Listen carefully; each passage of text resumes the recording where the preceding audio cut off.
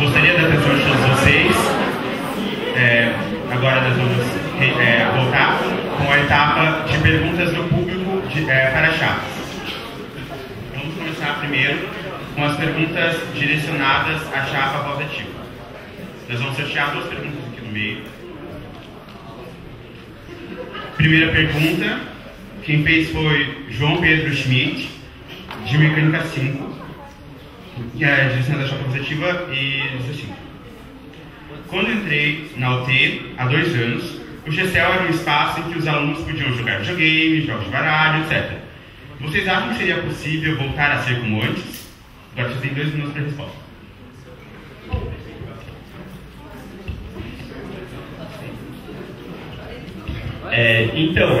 Como eu não sei se vocês já sabem, aquele espaço destinado à Atlética hoje em dia é do GCL. E daí a gente vai tentar reivindicar esse espaço quando a gente entrar lá, para voltar aquelas mesas para jogar truco, sofás, a televisão, deixar lá fora, que agora está lá dentro da salinha lacrada, e botar os videogames, reformar a mesa de pebolim também é uma possibilidade, e enfim, deixar o espaço lá novamente para que vocês possam ficar lá embaixo, quem gostava de ficar lá embaixo.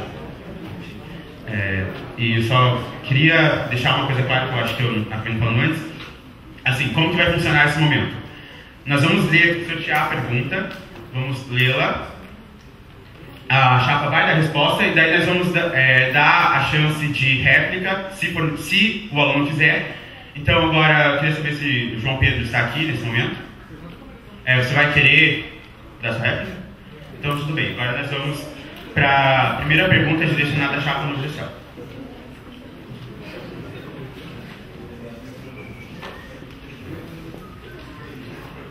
Quem fez essa pergunta foi o Marcos Baratieri, de Mecânica 8.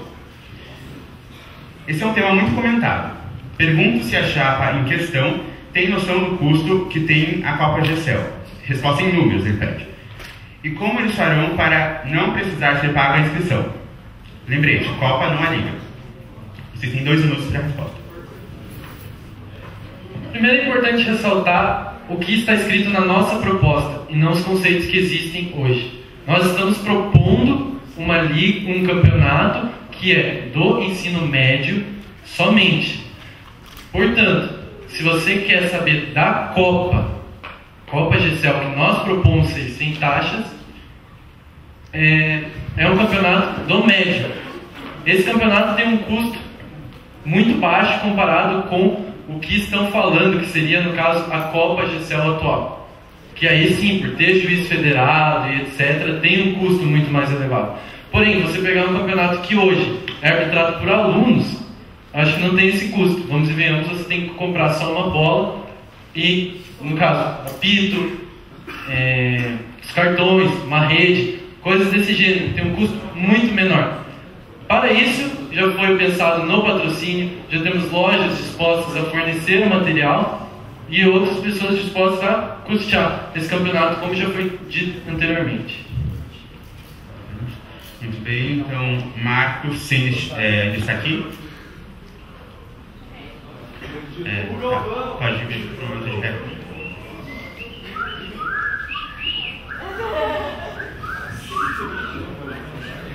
Silêncio, por favor. Você tem 1 minuto para a réplica. Então, ele falou que a Copa não é a mesma coisa que a Liga, pois tem um cartaz enorme lá na frente da arquibancada dizendo que a Copa GCL não vai precisar de inscrição. Queria que ele deixasse isso claro, além de que eu queria saber de onde que vai sair o patrocínio das bolas, de onde vai sair, quanto que eles vão dar. E só para vocês terem uma noção, tem bola que não dura um jogo lá naquela arquibancada de fora lá. Então, esse troço aí desculpa linguajar, mas de querer fazer só com o patrocinador e achar que vai ficar por isso, a minha opinião é que não vai dar certo não, e tem que ser visto isso, por favor. Muito bem, agora 1 minuto de réplica para a chapa no GCL. Primeiramente, a gente respeita sua opinião, se você pensa assim. A gente tem gente que a gente já teve contatos com algumas empresas E realmente isso é totalmente viável. E foi isso que já falei. Olha, eu não vou citar o nome das empresas, porque vocês realmente sabem como funciona isso. Se amanhã ou depois a empresa vier procurar a gestão que não for a nossa, eu realmente não vou falar o nome da empresa. Mas é totalmente viável. Vocês falaram que a bola não dura um dia porque o campeonato é realizado no lado de fora. A gente já tem os professores que se responsabilizaram por ficar com a gente, responsáveis pelos ginásios, entendeu? Eu acho que, de qualquer forma, é uma proposta que tem tudo para ser realizada. E se por um acaso vocês desenvolvem um campeonato que não lucra, digamos assim, que vocês desenvolvem um campeonato que tem os custos que vocês acham que se vocês gastam R$200 com um juiz federal... O tempo de resposta, o tempo de tráfego acabou, então se você quiser simplesmente terminar, tudo bem. Agora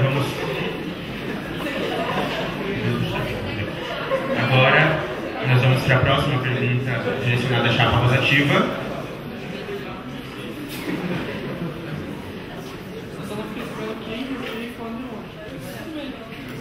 Quem fez essa pergunta foi a aluna Teodora Vrobel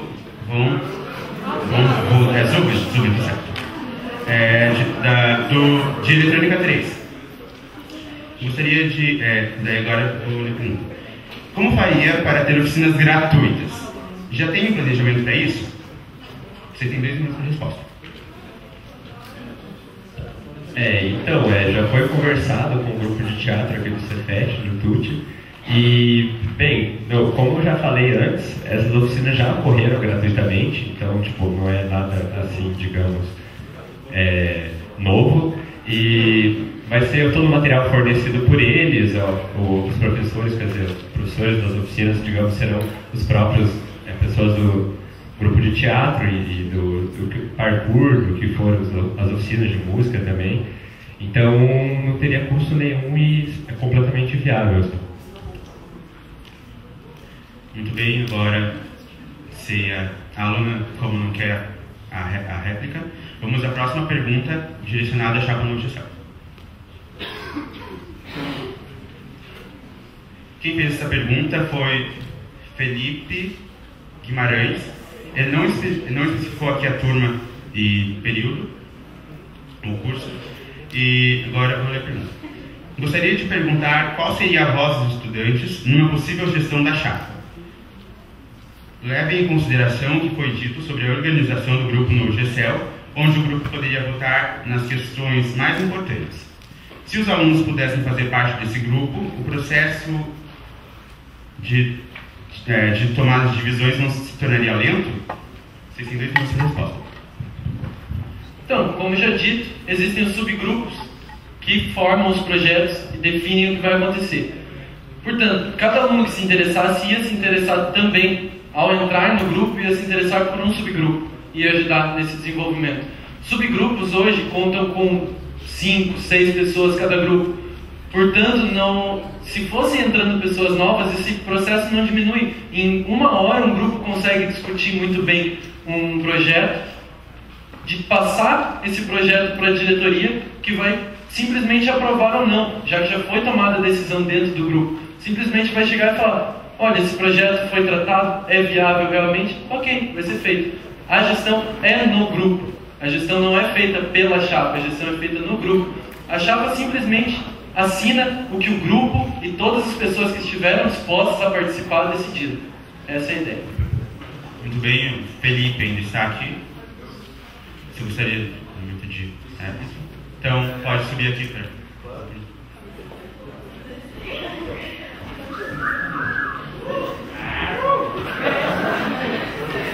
Você tem 1 minuto para a réplica. Respeita aí, por favor.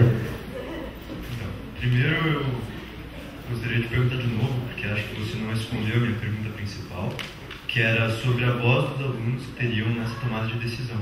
Porque foi me dito por um membro da chapa que as decisões mais importantes seriam votadas pelo grupo. Então eu queria colocar aqui uma questão prática para vocês. Vamos supor, no Festival de Bandas, vocês, para procurar patrocinadores, para diminuir o custo, vocês iam falar com diversas empresas e essas empresas iam dar contrapropostas. Sendo uma das propostas mais importantes, é um evento cultural, é um evento importante, os alunos teriam que votar. Se tivessem, por exemplo, que não fossem todos os alunos, que fossem 300, como que ia funcionar a votação? Como que vocês iam ter agilidade para poder organizar realmente esses eventos, tendo que ter a votação? Ou se é realmente a chapa que daí decidiria e essa voz que vocês dariam para os estudantes não seria válida? Então, em relação a isso que você falou, a votação é muito simples. A gente encontraria todos que estivessem interessados nos temas, são esses subgrupos. Essas pessoas correriam atrás disso que você falou, dos orçamentos, das propostas, e encontrariam várias propostas, vários orçamentos. Isso seria colocado em discussão em assembleia, e a assembleia, o voto é simples. É apresentado as propostas, que todos têm a possibilidade de apresentar suas propostas, e aí as pessoas votam pelas propostas que elas encontram como melhores. Eu acho que é basicamente isso, não tem muito drama em relação a isso. Muito obrigado. Agora vamos à terceira e última pergunta direcionada à chapa voz ativa.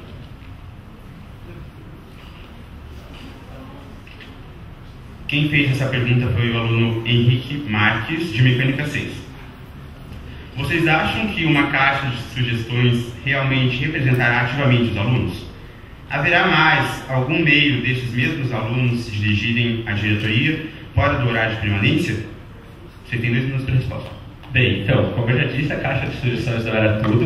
O GCEL vai ficar aberto, não só nos horários vai estar lá nos horários de permanência. A gente vai estar, o pessoal da chapa, no caso, que hipoteticamente a gente ganhe, por aí vocês vão poder conversar com a gente em qualquer horário. A gente vai manter o grupo no Facebook, também é uma forma de recorrerem a gente. Enfim, não é só a caixa de sugestões, vocês podem procurar a gente em qualquer horário, tanto no Facebook, quanto no GCEL, quanto pela universidade. E outra, mesmo não sendo só uma caixa de sugestões, se uma caixa de sugestões dá certo em grandes empresas, grandes supermercados, grandes shoppings, por que não daria certo num simples grêmio estudantil?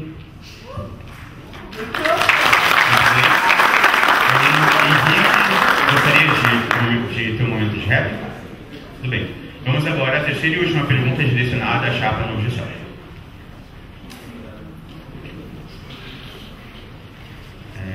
Pois é. Essa pergunta que eu acabei de sortear não tem nome de nenhum aluno direcionado, então nós vamos ter que recorrer a outra. Quem fez essa pergunta foi o aluno Guilherme Matheus dos Santos, também não especificou o curso. E quais são os professores que irão apoiar sua Copa GCEL? Além disso, se foi considerado que os ginásios cobertos na hora do almoço e em determinados horários no sábado pertencem aos servidores do TFPR, sendo usado para treinos de peteca, muay thai, futsal e outros.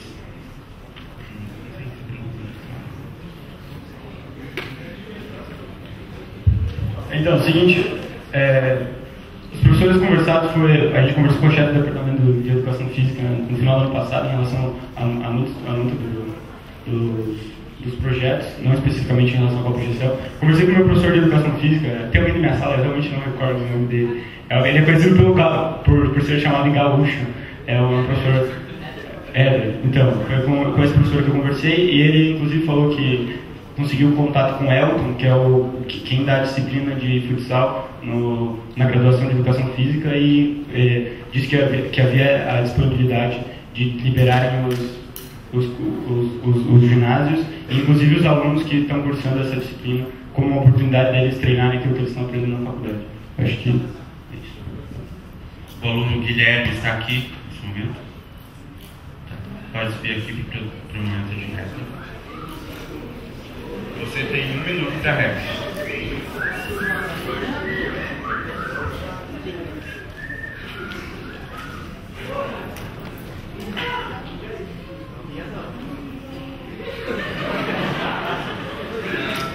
Primeiro, eu estou vendo muita proposta, eu estou vendo muita gente falando, e quando Voz Ativa pergunta para vocês falam nós fazemos, não especifica a pergunta. Ninguém aqui está a fim de ouvir linguiça, a gente quer ouvir respostas diretas. A respeito da pergunta, desculpa interromper, acho que foi essa indicação da minha parte. Professor Éder, vocês conversaram, né? ele vai ser no meio do ano.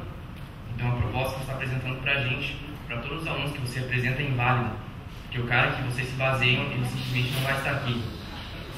Outra coisa, eu posto treino de Muay Thai aqui, eu tenho contato com os servidores e penso que para mim, que ajuda a coordenar, que oriento, é difícil para mim ter a chave do ginásio, é difícil para mim chegar 10 minutos antes e abrir aquilo.